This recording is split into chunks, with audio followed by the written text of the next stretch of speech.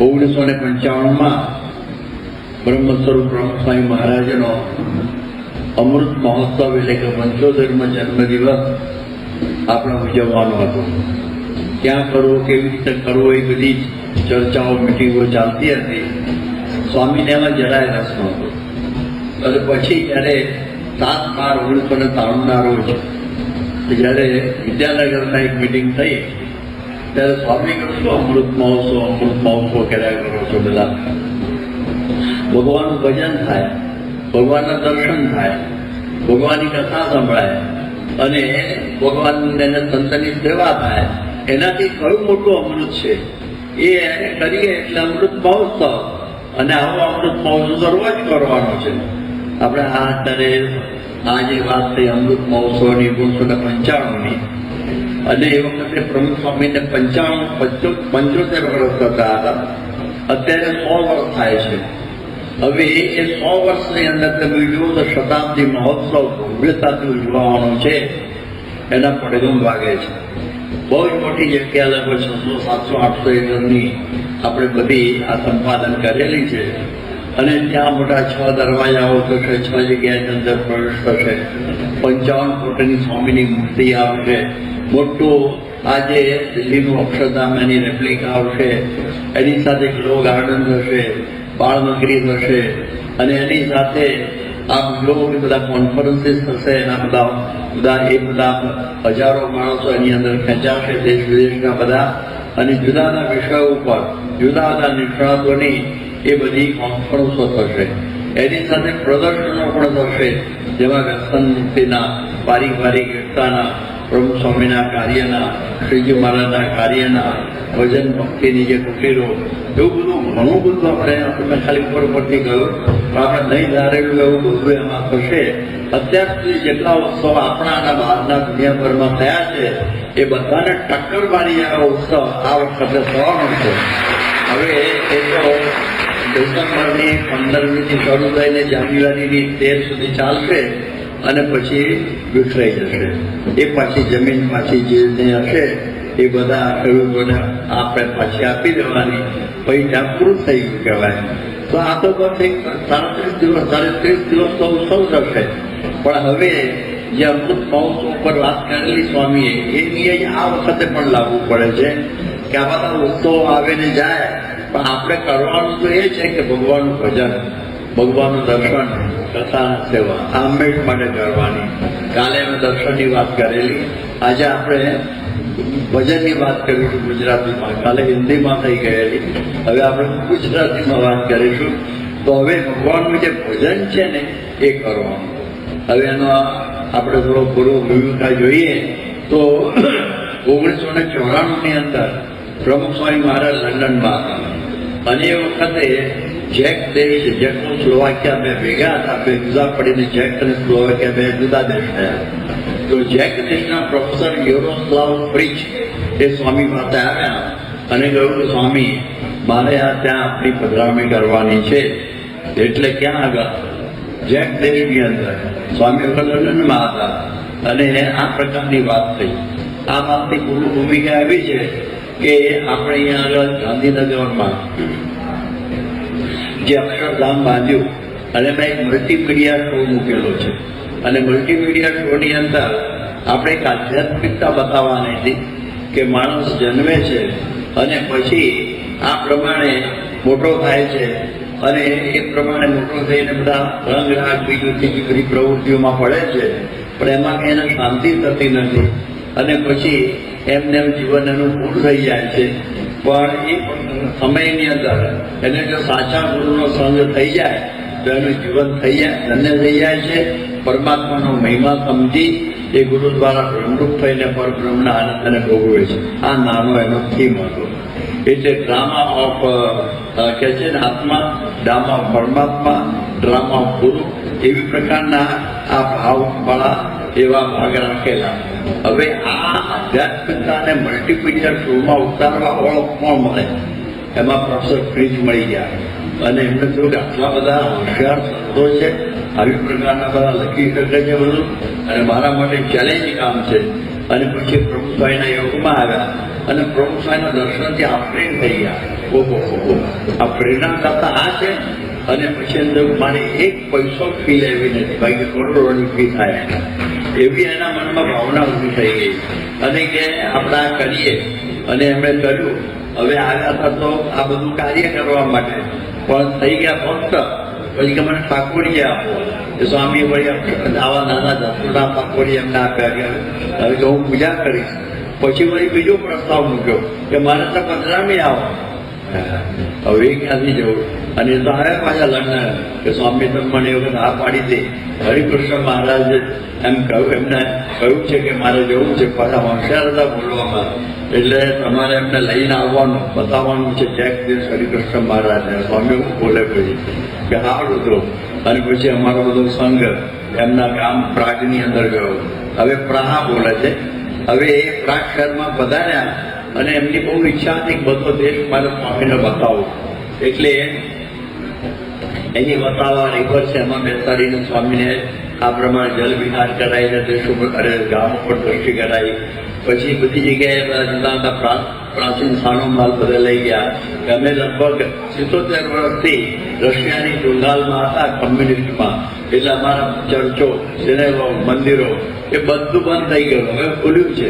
સાધુએ કોઈ જોયા નથી 77 વર્ષમાં લોકોએ. એટલે આ સંતો બધે જાય એટલે એ બધા એમના દર્શન કરે. ટુ બી સિંગ એ અમારા દેશ ઉપર દ્રષ્ટિ કરે અને આ પ્રમાણે અમારા લોકો એમની ઉપર એના દર્શન કરે. એવી ભાવનાથી એને આ બધું ઊભું કર્યું. અને પછી સ્વામીને પણ સાથે લીધા એક વખત. અને ત્યાં ગામની અંદર જે ત્યાં સિટી કાઉન્સિલ હોલ છે એમાં સ્વામીનું સ્વાગત કર્યું. અને ત્યાર પછી એ મેદાન આમાં આવ્યા અમે. અને અમને કે જો આ વર અહીંયા વર આપણે ઘડિયાળ છે એમાં જોવાનું. બહુ જૂનું પુરાતન ઘડિયાળ 1420 સાલનું ઘડિયાળ, પણ એક સેકન્ડ બરોબર બતાવતો. 1420નું. આપણે ગઈકાલે લીધું આજે બદલાઈ જાય ટાઈમ. તો એવી પ્રકારનું આખું ઘડિયાળ હતું. અને પછી એ ઘડિયાળ બતાવ્યું કે 10માં 10 બાકી થઈ ગયો વાર આપજો. બીજા અમારે એમાં કેટલાય ઉભા હતા ત્યાં, પછી 50 જણા. અને પછી 10 વાગ્યા ને ત્યાં ટકોરા શરૂ થયા. ટકોરા શરૂ થયા અને ગાળપંજીર આવી ગયું ત્યાં. એવી રીતે ઉઠવણી હતી. અને દોરી હાથમાં લઈ ગયા અને દોરીને ખેંચે. 1, 2, 3, 4, 5, 10 ટકોરા થઈ ગયા. અને પછી બારી ખુલી ગઈ. એનું ફિલ્મ પણ આવ્યો છે. એ બારી ખુલી ગઈ અને એમાંથી એક એપોસ્ટલના દર્શન થવા મળ્યા. પોતા જ હતા બધા, બીજા પણ પોતું જ હતું. અને એ બધાના દર્શન થયા. અને પછી એપોસ્ટલ બધા જતા રહ્યા. બારી બંધ થઈ ગઈ. હવે હું સાહેબ આ શું થયું પ્રિન્સ સાહેબ કે ના સમજ પડી. એમ તો ખરા કે જો આપણે આ બધા ઉભા હતા સમય જોવા માટે. સમય જોવા માટે ઉભા હતા. 10નો ટકોરો પડે ને હાડપિંજર. હાડપિંજર છે ને કાળ છે. આપણે સમજીએ કે આ સમય જાય છે. કાળો ને યાદી વયમે વયા. આપણી આવરદા ઓછી થાય છે. આપણી આવરદાની દોરી ખેંચે છે. મારે અને પેલા આપણી બારીઓમાંથી કોણ આવ્યા હતા? બધા સાધુઓ એપોસ્ટલ. એ બધા એપોસ્ટલ સંતો છે. ઈસુ ખ્રિસ્તના 12 એપોસ્ટલ. હવે એ લોકો આવીને આપણને કહે છે કે ભગવાન ભજી લો, ભગવાન ભજી લો, ભગવાન ભજી લો. ભજન કરવાનું કે છે. ભજન ઉપર આજે ચાલશે બધું. તો ભજન કરવાનું કે છે. અમારે આ તો બહુ સમજાવી એવી વાત અહીંયા આગળ છે. અમારે ત્યાં તો 1000 વર્ષ પહેલા આ વાત શંકરાચાર્ય કહેલી જ છે. શંકરાચાર્ય શું કહેલું છે કે દિનયામિન્યૌ સાયં પ્રાતઃ શિશિર વસંત પુનરાયાત કાલ ક્રીડતિ ગચ્છત્યાયુ તદપિન મંચત્યાશાવાયુ ગોવિંદમ ભજ ગોવિંદમ ગોવિંદમ ભજ મૂઢમતે. જો શંકરાચાર્ય કહે છે દિવસ જાય છે, રાત્રિ જાય છે, શિશિર અને વસંત બધી ઋતુઓ જાય છે અને વર્ષ ઉપર વર્ષ વીતતું જાય છે, પરંતુ માણસ આશાને મૂકી શકતો નથી અને એમને ખેંચ્યા કરે છે તૃષ્ણાની અંદર. એટલા માટે આ ભગવાન કહે છે હે મૂઢ, હે મૂર્ખ, ભજ ગોવિંદમ ભજ ગોવિંદમ ગોવિંદમ ભજ મૂળ મધ. ભગવાન ભજી લે, ભગવાન ભજી લે. અમારે ત્યાં તો બહુ વહેલા ગયું, તમને એમાંથી જુદું લાગે છે. એટલે આ ઉપર ખ્યાલ આવ્યો કે આ પ્રમાણે આવડતા વીતે છે, આ પ્રમાણે દોરી ખેંચે છે, માટે ભગવાન ભજી લેવા, ભજન કરી લેવું. સ્વામી એમની વાતમાં કહ્યું છે કે મરવાનું તો છે જ. ગુણાકાર સ્વામી કહ્યું મરવાનું તો નિશ્ચિત છે ને, એકદમ કોરોના આપણને શીખવાડી દીધું. મરવાનું તો છે જ, પણ આ દેહે કરીને ભગવાન ભજી લેવા એ જીવ્યાનો લાભ છે. આ જીવ્યાનો લાભ શું? તો આ દેહે કરીને ભગવાન ભજી લેવા એ જીવવાનો સાચો લાભ એ છે. એક વખત વડોદરામાં એક ભાઈને પૂછ્યું, કેમ જીવો છો? એ મરી ગયા નથી એટલે જીવીએ છે. હું એને કહેવું, આપણે ઢોર જેવો ખરો, પશુ જેવો મરી ગયા નથી જીવીએ છે. પણ જીવવાનો લાભ આ છે કે ભગવાનનું ભજન કરી લેવાનું. અને આ પ્રમાણે જતલપુરના 5મા વૃત્તાંતમાં કહ્યું છે કે આ પ્રમાણે છે ને કે આપણે ભગવાન ભજવા આજે તો જેમ છે એમ વાત કરવી. આ ડોક્ટર સ્વામી પ્રિય વચનામૃત છે. અમે સારંગપુર હતા ને 2 વર્ષની અંદર 25 વખત આવી ગયું વચનામૃત. અને એમાં આવે છે કે મહારાજ બધાને કહે છે, સંતો હરિભક્તોને, કે આજે તો જેમ છે એમ વાત કરવી છે.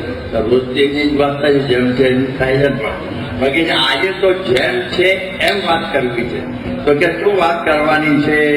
કે ભગવાન ભજવા એથી બીજી કોઈ મોટી વાત નથી, આ વાત કરવી છે. લો, ભગવાન ભજવા એથી બીજી કોઈ મોટી વાત નથી. આ વાત આપણે મારે કરવી છે. મહારાજે કરી બધી વાત કરે છે અને ડોક્ટર સામે એનું જબરજસ્ત નિરૂપણ કરે છે. અને એ વાત મહારાજે 16મા વચનામૃતમાં કહી વડતાલના, કે ભગવાનના ભજનના સુખ આગળ 14 લોકનું સુખ છે એ નરક જેવું છે. આ ભગતજી મારા નામનું વચનામૃત. તો ભગવાનના ભજનનું સુખ છે ને, જો સુખ ગરીબ ભજન મેં સો સુખ નાહી અમીરી મેં. જે ભગવાનના ભજનમાં જે સુખ છે ને એવું અમીરીમાં સુખ નથી. એવું ભગવાનના ભજનનું સુખ છે. માટે જે ભગવાનના સુખે સુખ્યો થયો હોય તેનો તો બ્રહ્માંડ વિષયનું સુખ છે ને નરક તુલ્ય પાસે. અને ભગવાનનું ભજનનું સુખ એ જ સુખ ગણાય અને બીજું બધું જ દુઃખરૂપ. અને મહારાજ કહે છે એવું ભગવાનનું ભજન સ્મરણ કરતા થકા જેને સહેજે સત્સંગ થાય એને કરાવીએ છીએ, પણ કોઈ વાતનો અંતરમાં આગ્રહ નથી. આગ્રહ તો ભગવાન અને ભગવાનના ભક્તનો સત્સંગ રાખવાનો છે. એટલે પછી આ સત્સંગમાં અમે આવ્યા છીએ તો મુખ્ય અમારો હેતુ ભજન ભક્તિનો છે. અને પછી અમારે ઊંઘમાં આવે એને સહેજે સત્સંગ થાય એને કરાવી દઈએ છીએ. આ વાત કરી. હવે આપણે જોઈએ કે આ વચનોમાં ભગવાન સ્વામિનારાયણની ભજનાનુરાગીતા, એટલે ભજનનો જો પ્રેમ આપણને દેખાય છે. એમના વિશે આપણને આ ભગવાન તરફ વૃત્તિ રાખવાનું ઉદ્બોધે છે. કબીર પણ કહે છે, જો સુખ પાયો રામ ભજન મેં સો સુખ નાહી અમીરી મેં. જે ભગવાનના ભજનમાં સુખ છે ને એવું બીજા કશામાં નથી. મેળવા એટલે તમને બધા આવ્યા છો અહીંયા. હવે આપણે ભજન કરવું એટલે શું? સામાન્ય રીતે ભજનની એવી વ્યાખ્યા હોય છે કે છબલી ગાળે બોલ બોલ ગાળ કે ભજન એ ભજન નથી. અમારે ઘેર ભજન બેઠું છે એટલે આ રીતનું ભજન બધે બેહારતા હોય છે. અને બધા ભજનો ગાતા હોય છે. બધા બારીયાઓ મારા વિડારે સંગન કરીએ નીચનો મંડળા વિના વિના ભગતથી ન ભાવેલી એમ કરીને બધી ધમધમાટ બધા ભજનો બોલતા હોય. તો એ વખતે કબીરજી આપણને કહે છે, ઠીક છે આ ભજન છે ખોટું તો નથી, પણ સાચું ભજન કયું? તો એમણે કહ્યું કે નાચના કૂદના તાલકો પીટણા રાંડિયા ખેલકી ભક્તિ નાહી રહીને તેને તાલ નિર્ધાર તો લાગી રહે કહે કબીર તબ ભક્તિ પાઈ. નાચવું કૂદવું ગા ભજન વખત નાચે છે કૂદે છે બધું થાય છે ભજનમાં આવું બહુ હોય. અને આ તાલ તૂટતા હોય ઢોલના તાલે બધું એ કે રાંડિયા ખેલની ભક્તિ નથી. રાત દિવસ ભગવાન સાથે તાર લાગી જાય ને એમના ભજન. તાર લાગી જાય એટલે આપણી સુરતા ભગવાન સાથે સંધાઈ જાય ત્યારે એ ખરેખર ભજન થયું. એવા જગત બોલાવી દે દુનિયાનું ભાન ભૂલાઈ જાય ને એમનું નામ ભજન કહેવાય. એટલે આ વાત છે. એટલે પોતે કબીરજી કહે છે, સુખ્યો સબ સંસાર ખાવે ને સોવે દુખ્યો દાસ કભી જબ જાગે તબ રોવે. આ બધી દુનિયા લોકો ખાઈ ભેગું જતા હોય છે અને આનંદ કરતા હોય. કબીર કે છે એ જાગે તારા રડે. કે કેમ? એમ કે આટલી ક્ષણો ભગવાનના ભજન ઉપર ઊંઘમાં ગઈ, કેટલું જાગવું, કેટલો તાર લાગી ગયો હોય. એટલે આવી પ્રકારનો, એટલે ભગવાનનો ભક્ત હોય એને તો કાગ નિદ્રા અને હરણ ભડકો જોઈએ. હવે તમે જો સામાન્ય ભજનીકો તમે જોયા હશે ગામડામાં, શહેરોમાં, લંડન, અમેરિકન, આફ્રિકામાં અમે તો જોયા છે.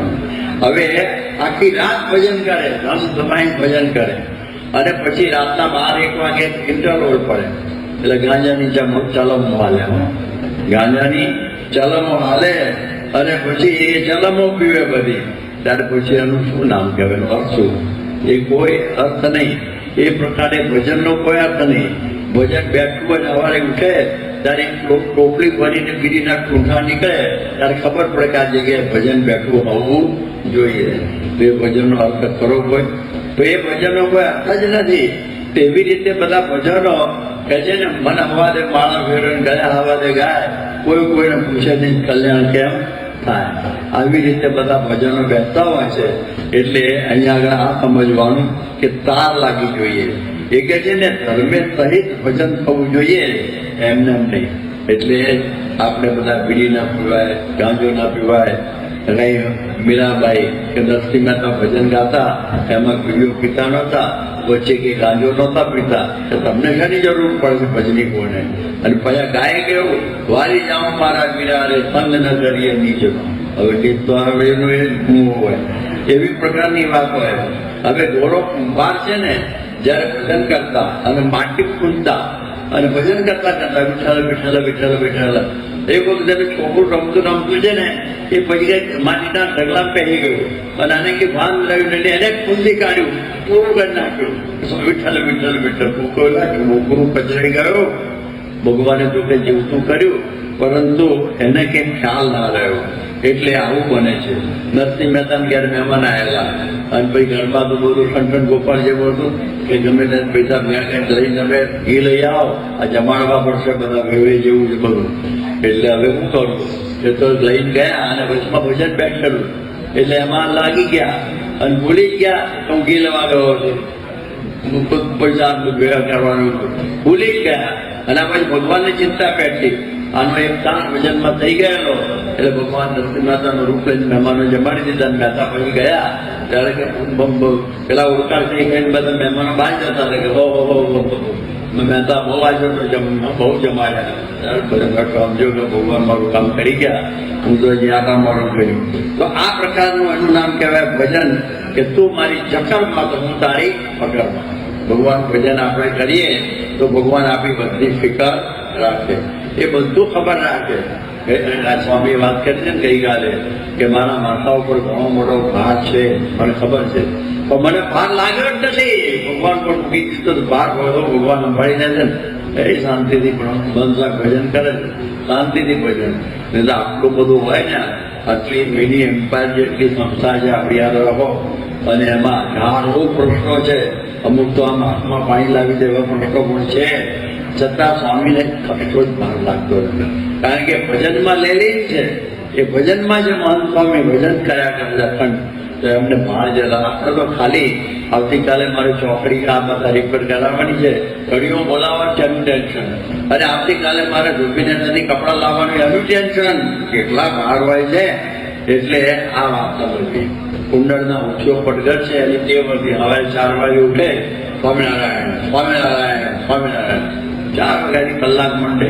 એક વખત શ્રીજી મારે ગઢડ્યા હતા અને આ રોજ મંડ્યો છે તે જાત દર્શન આપી દઉં. તો ઘોડા ઉપર બેસીને ત્યાં પહોંચ્યા ગઢડાથી કુંડળ અને 5 વાગે. અને કે મહારાજ તમે ક્યાંથી? કે તું આ મંડ્યો હતો ને સ્વામી તો મારે હેવા પડ્યા છે, મારી આદત છે તો રોજ બોલવાની, કે મારી આદત છે આ રોજ આવવાની, પણ આજે પ્રત્યક્ષ દર્શન દેવા માટે આવ્યું. ભજન કરો તો ભગવાન આપણને દર્શન દેવા માટે આવે. એટલે આવું બધું છે. એટલે કે છે ને ભજન ગાનારા હોય છે ને, યાદ રાખો અહીંયા સવારે ભજન થાય છે ને એ સૂર ઉપર બહુ ખ્યાલ રાખે. અમુક 2 પ્રકારના આવે છે. અમુક મારા જેવા હોય સામાન્ય ગાનારા, અને અમુક સૂર ઉપર બહુ ખ્યાલ રાખે. સૂર બરોબર આંકવા જવો જોઈએ નહીં. સૂર ગયા તો સર ગયા, તાલ ગયા તો પાલ ગયા, એના જેવું જ બહુ ખ્યાલ રાખે સૂર અને તાલનો. એટલે કે જે ગાનારા સૂરનો ખ્યાલ રાખે પણ ભગવાન સાથેની સુરતા ભૂલી જાય, સુરતા ભૂલી જાય. એટલા માટે આજે મીરાબાઈ ભગવાન જગતને ભૂલીને ભગવાનનું ભજન કરતા, એને ભગવાનમાં સુરતા લાગી ગઈ. જગત ભૂલાઈ જતું એટલે લોકો કહેતા કે લોક કહે મીરા હો ગઈ બાવરી, કે ગાડી થઈ ગઈ છે. કારણ કે આ કેવી સાધુની સંગતમાં એને ભાન નથી પડતું. રાજરાણી છે મલાજાવાળી અને આ બધું પગ ઘુંઘરું બાંધ નાચે છે. તો આ મીરાબાઈ હતી. એટલે કહ્યું કે સુર કી ગતિ મેં ક્યાં જાઉં, એક ભજન કરના જાઉં. તો સુર આગો ગયો પાછો ગયો કઈ જરૂર નથી. ભજન બરોબર થાય જોવાનું. વિષયાનંદી જગતા એ ભજનાનંદી કોઈ. એટલે વિષયના આનંદના લોકો તો ઘણા હોય છે, પણ જે ભજનનો આનંદ હોય ને વાકો દાદા ખાચર ભજનમાં જ રહેતા. તો વ્યવહાર શ્રીજી મહારાજ પોતે ચલાવતા કે આ તો કંઈ કરશે નહીં, મારે બધું ચલાવવાનું થશે, તો બધું એ ચલાવતા. ગુણાતીતાનંદ સ્વામી પણ ધ્યાનના મહાઅભ્યાસી હતા, મહાધ્યાનાભ્યાસમ એવી પ્રકારના હતા. અને પરમ હરિ વાર્તા કથની નામ ભગવાનની કથા વાર્તામાં કરતા, છતાં બધી મંદિરની પ્રવૃત્તિ કરતા, અખંડ ધ્યાન કરતા અને ભગવાનની મંદિરની પ્રવૃત્તિ કરતા. બે કેવી રીતે થાય? આ પ્રવૃત્તિ અને નિવૃત્તિને બે ભેગું કેવું રીતે થાય? એટલે કોઈએ પૂછ્યું કે સ્વામી તમે આપણું મંદિર છે એની પ્રવૃત્તિની અંદર બધું ખબર રાખો છો, તો પછી આ ભગવાનની મૂર્તિમાં કેવી રીતે તમારું મન રહે છે? કારણ કે આ તો ભૂલી જાય કડિયાનું કામ છે, પૂજાનું કામ છે, આપણે રસોઈનું છે, લાકડા લાવવાના છે, રસોઈ લાવવાની છે, દરમાદો લાવવાનો છે, સાધુન ગોઠવવા. ક્યાં ભગવાનમાં ભોજનમાં મન રહે? ત્યારે સ્વામી બહુ સરસ વાત કરી કે જેવી રીતે માછલું છે એ પાણીમાં બધી ક્રિયા કરે, હરવું ફરવું ખાવું પીવું બધું વિષય ભોગવવા, એ બધું છે પાણીમાં રહીને જ કરે. જો એને પાણીમાં કાઢીએ બહાર પાણીમાંથી તો કહે છે ફિશ આઉટ ઓફ વોટર, જો તરફડીને મરી જાય. એવી રીતે અમે જે બધું કાર્ય કરીએ છીએ એ ભગવાનની મૂર્તિમાં રહીને કરીએ છીએ. જો મૂર્તિની અંદરથી બહાર નીકળીએ ને તો હળવું ફાટી જાય. આપણે ક્યારે થશે ભગવાન જાણે. પણ આ પ્રમાણે એમની વૃત્તિ આવી હતી. એક વખત અમે ગુરુ બાપા સાથે ફરતા હતા, બહુ 1957-58ની વાત કરું છું, 65 વર્ષ પહેલા. અને એ વખતે ત્યાં ગામડામાં કઈ ફાસ્ટ લઘુ કરવાના કઈ હોય ના, એવી બધા ના હોય, હા કુતરડી વાળું, એટલે ભાગો લઈ જાય બધા. એટલે અમે બધા કથામાંથી ઉઠીને એક છોકરા ઉભા થયા. એટલે યોગુ બાપા જોઈ ગયા, અમે બોલાયા ક્યાં ઉપડ્યું ઉતરો યોગુ બાપા પેશાબ કરવા માટે. એ ઉઠે બીજા 2-3 ઓટોમેટિક ઉભા થાય. એટલે કે બધા તળાવ પર જઈએ. ત્યારે યોગુ બાપા અમને શું કહે, જો ભજન કરતા કરતા જજો અને ભજન કરતા કરતા હું કરવા જોઈએ, એમાં ભજન કરતા કરતા ભજન કરતા કરતા આવવાનું. એટલે આમ કપ્પા મારતા જતા અમે કે ના કહ્યું હતું. એટલે આ પ્રમાણે સ્વામી આવી વાત કરતા. હવે એક વખત એવું બન્યું કે જુનાગઢના એક વેપારી હતો અને એ બધું આ તગારા પાવડા કોદાળ ત્રિકમ ને એવું બધું વેચતો, સાંસી ને બધું ચપ્પન બધું ચમચું બધું લાખ લોટાનો બધો વેપારી હતો. હવે એ જયારે ઘરાક બહુ આવે નાની નાની આઈટમો લેવા અને એને ભજનનો ટાઈમ ના રહે, એટલે કોઈ પૂછે કે કાકા આ તગારાનો જુઓ સ્વામિનારાયણ ચારાનો, ત્રિકામ સ્વામિનારાયણ ચાના, પાવડો સ્વામિનારાયણ આધાર. હવે વચ્ચે સ્વામિનારાયણ શું લગાડો? ભાવ સીધો કોને કે આ રોજ 1000 ઘરાક આવે તો 1000 માણસ જાય પણ સ્વામિનારાયણ સ્વામિનારાયણ આવી રીતે. તો એને એવી કેવું પડી ગયેલી. એટલે આવું બધું થાય. એક વખત છાણા તાપતી એક બાઈને ભજનની લગીરી લાગી ગયેલી અને છાણા તાપતા અને ભગવાનનું નામ દીધે રાખે. ભગવાનનું નામ જે છે એના ઇષ્ટદેવ એનું નામ દીધે રાખે. બીજી બાઈઓ પ્રગતિ છાણા તાપતી, પછી બધા છાણા ભેગા થઈ ગયા. હવે આ કોના બાઈના કયા કે પેલી બાઈના કયા? એ કે કાને અડાડો જેમાં ભગવાનનું નામ સંભળાય, રામ કે કૃષ્ણ કે જે બોલતી હોય એ મારા અને બીજાના. જો એની આવાજ છે ને આ ખળામાં પેસી જાય. જેમ તમે જો ચૈતન્ય મહાપ્રભુ હરિબોલ હરિબોલ હરિબોલ કરતા તો એની આમ ધૂળ પણ છે ને રચકળો પણ નાચવા માંગતા એમની ભેગા. ધૂળમાં પણ એની અસર થઈ જતી એ આપણને ખ્યાલ છે. એટલે આ પ્રકારની આ ભાવના છે. શ્રીજી મહારાજે ત્યાગનો પક્ષ મોહ કરીને ઉપાસના રહેવા સારું મંદિરો બનાવ્યા. એટલે મંદિર આવ્યા, યાદ રાખો તમે આ બધા મંદિરમાં આવ્યા છો, આજે દર્શન કરવા આવ્યા છો હમણાં તમને બધી સૂચનાઓ આપશે કે તમે આ બધું આ પૂરું થાય પછી સામે આ તમારા માટે જમવાની વ્યવસ્થા છે, એટલે બધા ત્યાં આગળ સામે જમવા જજો.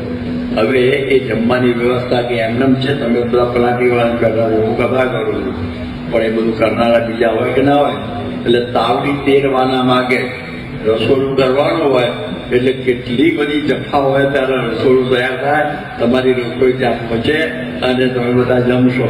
એવી રીતે બધી પ્રવૃત્તિ આપણે જમવાની વાત કરીએ. આપણે બધી પ્રવૃત્તિઓની અંદર આ જોઈએ કે મંદિરો કરીએ એટલે પ્રવૃત્તિ પ્રવૃત્તિ પ્રવૃત્તિ. હવે એની અંદર આ પ્રમાણે નિવૃત્તિ કરવી બહુ અઘરી પડે, એટલે ગુણાતીતાનંદ સ્વામીએ કહ્યું ત્રીજા પ્રકરણની 22મી વાતની અંદર કે ભજન કરતા કરતા ક્રિયા કરીએ તો અંતરમાં ટાઢું રહે. ભજન કરતા કરતા ક્રિયા એટલે ક્રિયા કરવાની. આ તમે આ વાસણ તબેલો લાવવાનો, પછી આ પ્રમાણે આ વાસણ ઉડકવાના, સ્વામિનારાયણ સ્વામિનારાયણ સ્વામિનારાયણ સ્વામિનારાયણ નામ જપતે ચલો કામ કરતે ચલો. એટલે ભગવાનનું ભજન પણ કરવાનું અને નામ કરવાનું. આ ક્રિયાયોગ, આ નવો ક્રિયાયોગ ગુણાતીતાનંદ સ્વામીએ આવા બતાવ્યો કે આવી રીતે ભજન કરતા કરતા ક્રિયા કરીએ તો અંતરમાં ટાઢું રહે. એટલે ભલે મિકેનિકલ થાય, ભલે યાંત્રિક થતું હોય, પણ કર્યા કરવાનું. ઘણું બધું યાંત્રિક કરીએ છીએ આપણે, વગર ધ્યાન વગર જમીએ પણ છીએ. ધ્યાન આપણે બધા અહીંયા તમારી મારી સાથે વાત કરવાનું મન બીજે હોય, એટલે મારી વાતે યાંત્રિક થતી હોય. આવું બધું ઘણું યાંત્રિક થતું હોય, મારા વ્યવસ્થાન બીજે પણ પડતું હોય, એટલે બધું ઘણું યાંત્રિક થાય છે કે માં બધા પણ આ કરો. એક વખત મહારાજ કુંડળમાં હતા અને બધા દરબારો ત્યાં ઉતાવળી નદીમાં નાહવા ગયા. ખૂબ નાના દુષ્કા માર્યા, બધું બહુ કર્યું. અને પછી મહારાજ પાછા આવ્યા. મહારાજ કે મારી નાયા કે હા કે તમે લોહીની નદી નાયા. સુરો હલેલો મામું કે અહીંયા આપણા કપડા કઈ લાલ થયા નથી, ના મહારાજ ભણતા છે લોહીની નદી. એ કે તમે મારું સ્મરણ કરેલું? ના ના, હવે આમાં નાવામાં હું સ્મરણ કરવાનું, બોલા નાયા જાઓ ફરી ના આવો, લોહીની નદી નાયા છો, ફરીથી સ્મરણ કરતા કરતા ના તો જો. એટલા માટે આપણા ત્યાં આ બધું પડી ગયું. મહારાજ જમો, મહારાજ નાઓ, બધા બોલતા હતા આપણે નાતા હોય સ્વામિનારાયણ સ્વામિનારાયણ સ્વામિનારાયણ એમ કરીને નાવું. જમતી વખત મહારાજ જમો, સ્વામી જમો, સતમાં જાઓ, યુગલોભાઈ જાઓ, પ્રમુખ મહંતભાઈ જમો, એમ જમવા એવી રીતે બોલવાની ટેવ પાડવાની. તો પછી બરોબર હળકું થાય, નહીં તો પછી બીજા વિચારોમાં ચડી જાય.